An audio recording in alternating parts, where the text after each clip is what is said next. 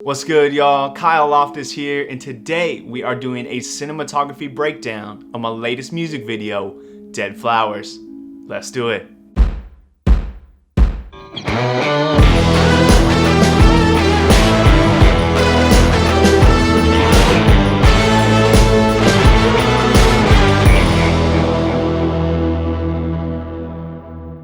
First things first, let's talk about the story. So the story here is regarding our artist V, and really he's talking about the way he loves, so when he talks about dead flowers in the song and watering them, we're talking about continuing to put forth effort, giving to this relationship, to someone you care about when you're not getting anything in return. Maybe it's because they've given up on the relationship, they've cheated on you, they betrayed you somehow. Regardless though, he continues to love and to give himself up to these individuals, and they kind of forever take a piece of him. And so that was really the story and underlining tone behind the video. Now, we didn't have a full storyline and for the video, but our basic story is essentially in the beginning of the video, you see V kind of waking up, coming to and taking this dead flower to a ominous room. And then it cuts to at the end where we see him back in this room, opening up the door. We actually see him enter into the room, and he hangs up this Polaroid that he pulls out from the flower. And so this dead flower is essentially this Polaroid that he hangs up into this room full of other Polaroids. And it kind of comes full circle that, he's kind of decided to finally hang up this relationship, to kind of tuck it away in his memory palace with all these other relationships and memories that he has, and kind of lock it away, seal it up in time to move on. And then so to expound that story, and since it was such a small part, we needed to have some really, really visually captivating and moving and powerful performance takes. And so we had set up some very specific rooms to build out these performance takes. And so now we'll kind of get on more of the lighting style. So first and foremost, I want to talk about our first setup that we did. This was the raining of flowers scene, I guess I'd call it. And so what we did is we essentially laid V flat down on the floor. We got a bunch of dead flowers from a local vendor. Shouts to Les Bouquet Flowers here in downtown Orlando. Go check them out. They're amazing, but they specialize in real flowers, and they're great. I just specifically asked for dead flowers. They gave them to us, and so we spread it all around V to kind of give this base layer of flowers to help him really pop. We have all this beautiful color kind of coming off. And then we use the rest to have kind of raining down and flowing down on him with this overhead shot. And I thought it'd be a really cool and stylized effect. Now, we were gonna run with that, and then I can't tell you where the idea came from, but it kind of just came to me, and I just started thinking, man, it'd be cool to do like a spotlight effect. So we added this spotlight effect. And again, I wanted it to feel like it was some dangling overhead light that was just naturally just kind of swaying back and forth. And so I had one of our PAs, Steven, shout out to him for the help, just kind of swaying it back and forth. And again, that just changed the game. It made the look so much more dynamic. It gave it movement, it gave it energy. It played with the shadows and contours on his face, just really, really added to this scene. And I think without it, I probably wouldn't have used this shot that much in the music video because, it wouldn't have been as kick-ass. With the raining flowers scene, we pumped in some haze so we could boost up the shadows a bit. We did all natural daylight. We did no specific look with lighting or gels aside from kind of having that stylized effect of using the light over top, spotlight, and swaying back and forth. We bumped that down quite a bit. I think it was on maybe 40% on the aperture. We didn't want it too harsh, and there's no softbox on it.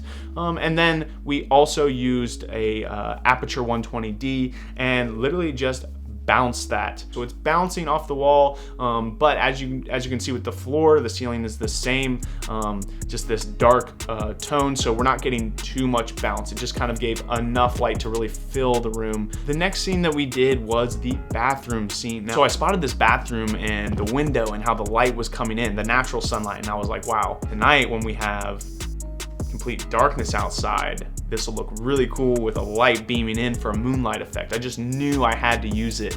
And so we set up in the bathroom, guys, and it was just incredible. We had the aperture 120D booming in from the window. We had no softbox because we wanted nice hard light coming in. And so we tried that naturally at first with just daylight balance, but it wasn't giving us enough of a mood or color. And so we added a tungsten gel. We added this tungsten gel. That correlation to just how the bathroom itself kind of had this slightly green tint just gave it this really, really like grungy, like off-putting in a good way. You know, it really just felt like cringy and uneasy and just like very emotionally evoking. Then we also added some haze into this scene. We added haze to bump up the shadows a bit, as well as we had the light coming in, and so we wanted to try and get some nice light rays.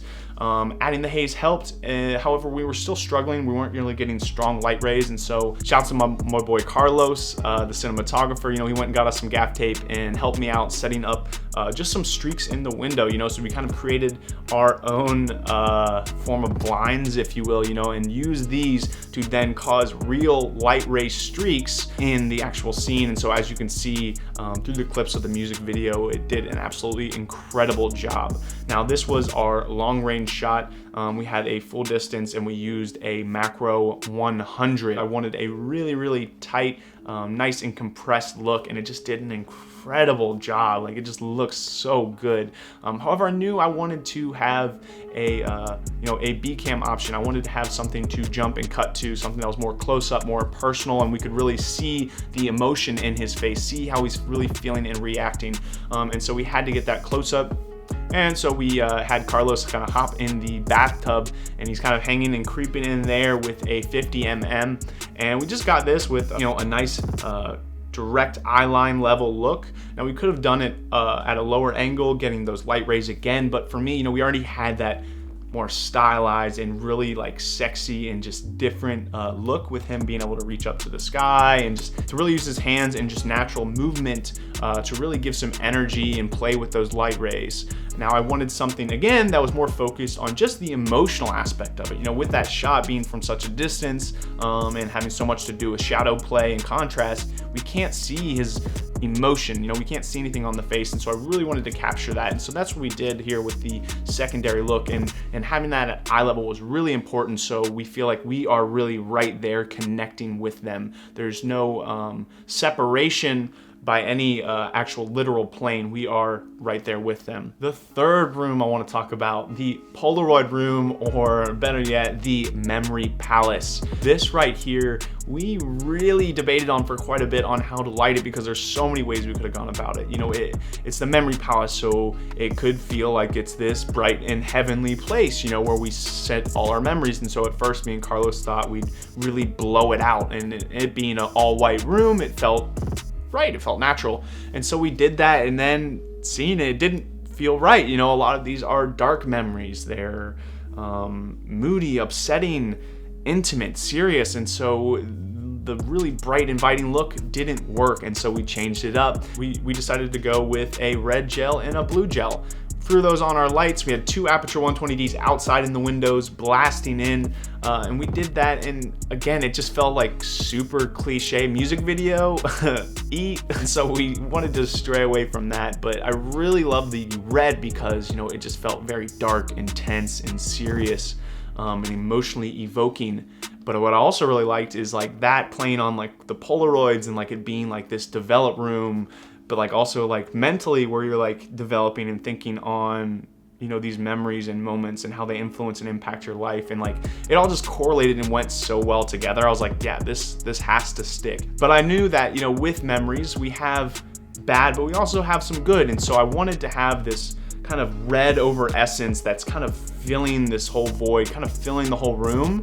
But I wanted that source of hope, you know, that source of good energy. And so we had just a natural daylight balanced light coming in through the other window. And again, that just kind of helped create this slight level of separation, gave us nice contrast in the room, and gave us cool light play. So, you know, he could kind of bounce and go in between the different sources of light. So we're getting some nice cool light play, going back and forth, playing on the contours and the shadows, just with his natural movement, as well as messing around with that balance between light and dark, or red and white, if you will. And so that's how we really kind of lit up that room. We pumped some haze in there as well, again, just to kind of lift the shadows and give us more of a cinematic and film-esque look. The last performance take scene we set up was in the main room, the living space. Originally, we had set to do a moonlight look in here, but they added a flat screen TV with a mount onto the wall. They had a picture that was literally like nailed into the other wall, and so like I wanted this really great shot that focused on negative space and symmetry, super wide angle, so that was out, wasn't gonna work anymore. And because we did the bathroom, it kind of stole that look, and so I didn't want to repeat it. So what we did instead is we set up this whole watering dead flower scene, where we set the flower up on this stool. We did 3 points of lighting. We did a nice backlight with a purple gel on that. So again, kind of just giving us this very romantic and yet moody, emotionally evoking kind of color with that magenta, that dark purple. We had red coming in directly from the side, shining spotlight effect on the flower. So again, hitting us with that nice mood and color, and red harsh tones. So it's just giving us this really raw and aggressive light source right on the flower that again is just really evoking emotion. And then lastly, we set up an aperture 120D with the softbox for a split light effect right on the side, and so just a nice beautiful split light effect right on V. Adding that all together, guys, just made this scene have a really cool effect and setup and look. And again, we just pumped a little bit of haze in there, again, lift up the shadows a bit, just give it a little more of a soft look on the skin tones and blemishes, and have more of that sexy cinematic film stylized kind of look. And then again, kind of looking at the storied scene, the bedroom, for the overhead look as well as the wide look.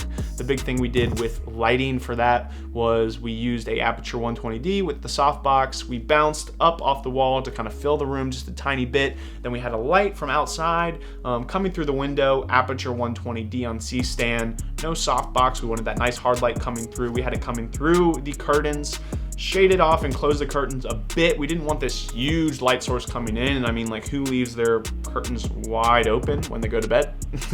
No one. So we wanted that to feel natural, organic, real, but also just give us more of a unique and captivating look, by having it only showing or only shining in through part, rather than lighting up the whole room the same. We're really playing again on shadows, on contrast. And so having it come in at just that slight angle, as you can see through the images here, really gave it a really cool effect. We threw a CTO gel on there, again, just to give it a nice warm feeling, like we've got that warm morning sunlight coming in, and I think it did a great job. Again, for this scene, we added some haze. Haze pretty much used in every single room. I don't know what to say, like I freaking love haze, man. Now in regards to lighting, that's pretty much it. Now cinematography style, how we decided to shoot this. We shot this in 4K on the Ursa Mini Pro Generation 1 version. We used some vintage Canon glass, as well as a Sigma 18-35. So we used a vintage Canon 50 as well as Sigma 18-35, and my 100 macro L series f2.8. That's it. Those are the lenses we used with the Ursa Mini Pro, and then we also used the Blackmagic Pocket 4K for the overhead shots. The Ursa Mini Pro is just too heavy. We didn't have the right rig set up for the overhead shots, so we used the Blackmagic Pocket 4K for those. Aside from those overhead shots, we had the one shot where he's sitting up, waking up in the morning on a tripod. The rest was shot handheld, everything at 24 FPS, aside from a couple things in the Polaroid room. We shot at 60 just so we could have some nice B-roll takes of, the Polaroids just kind of swaying in the air, of him kind of touching, interacting, and looking at them. And so that's it, guys. That was our cinematography style. Listening to the song, if you check out the music video, it's not super fast-paced, it's not incredibly aggressive, so we weren't going for any like crazy shakes or anything, but rather just moving, swaying, and flowing to the music. Now lastly guys, just touch on, I guess we'll talk tone and mood just ever so briefly. Again, we wanted this to be very, very moody, wanted it to be dark, have a lot of contrast, a lot of shadow play, a lot of light play, and I knew I wanted to be using a lot of gels for this video. When we originally kind of conceptualized this, me and V, I mentioned to him, you know, I wanted this to really focus on reds, magentas, purples. I wanted it to be this very like dark, moody, but romantic kind of esque in regards to the color scheme. And so as you can see, that reflected in a bunch of our looks. Everything really had that cool, dark, moody look. The only thing that didn't was the morning waking up, because you know, it's morning sun coming in. I'm not gonna have that looking super purple. It doesn't work, it's not natural. And then the bathroom actually, the way we shot it and used the gel and everything, it came out super yellow and green tint, but it didn't match the color or the tonality of the rest of the video. And so I changed it up in post. I really cooled it down, and as you can see, I think it goes incredibly well with the rest of the music video. That's it guys, just wanted to go ahead and break down you know, my latest music video, Dead Flowers. So I just wanted to share with you guys, you know, my thought process, how I thought through this music video, how I set up every scene, what we were using, what gear, what lighting setup. Just wanted to share all this with you guys, you know, to kind of better you, hopefully share some examples that you can use to enhance your next music video project. If you have any questions, comments, or concerns, anything I might have missed that you're wondering about the music video, drop a comment below. I will get back to each and every one of you. Hey, and if you enjoyed the video, be sure to like it, subscribe to your boy. We got incredible videos coming every single Friday at 9 a.m. See y'all then. Later.